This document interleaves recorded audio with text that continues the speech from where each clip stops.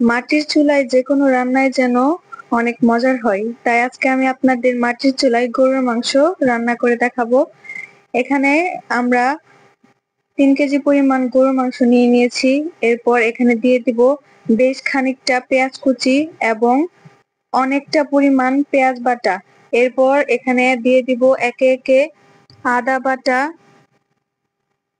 রসুন বাটা, এরপর দিয়ে দিব বাদাম বাটা, এরপর এখানে দিয়ে দিব বেশ খানিকটা জিরা বাটা, এরপর এখানে দিয়ে দিব পরিমাণ মতো হলুদের গুঁড়া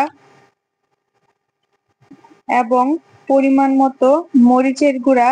আপনারা এখানে আপনাদের পছন্দ মতো ঝালটা কম বেশি করে নেবেন। আমরা যেহেতু সবাই ঝাল পছন্দ করি, তাই এখানে ঝালের পরিমাণটা আমরা বেশি দিয়েছি। এরপর দিয়ে দিব স্বাদ মতো লবণ। সবশেষে এখানে দিয়ে দিব বেশ খানিকটা তেল। যেহেতু 3 কেজি পরিমাণ গরুর মাংস, তাই আমরা এখানে তেলের পরিমাণটাও অনেক বেশি দিয়েছি।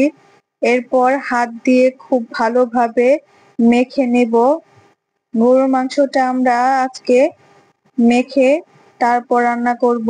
আপনারা চাইলে এটাকে তেলে বাগারের মাধ্যমেও রান্না করতে পারেন, তবে আমার কাছে এভাবে হাতে মাখিয়ে গরুর মাংস রান্না করলে সেটা খেতে অনেক মজার মনে হয়।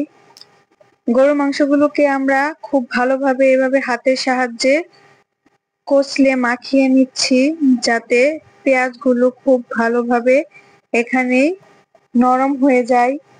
মাখিয়ে নেওয়া শেষ। এখন আমরা এখানে গরম মশলা দিয়ে দিব, এলাচ, দারচিনি, তেজপাতা, এইগুলো সব দিয়ে এবার পরিমাণ মতো পানি দিয়ে আমরা গরুর মাংসটাকে চুলায় বসিয়ে দিব।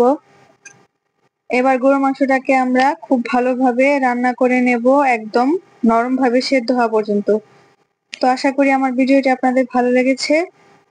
যদি আমার ভিডিওটি আপনাদের ভালো লাগে, অবশ্যই আমার চ্যানেলটাকে সাবস্ক্রাইব করবেন। আল্লাহ হাফেজ।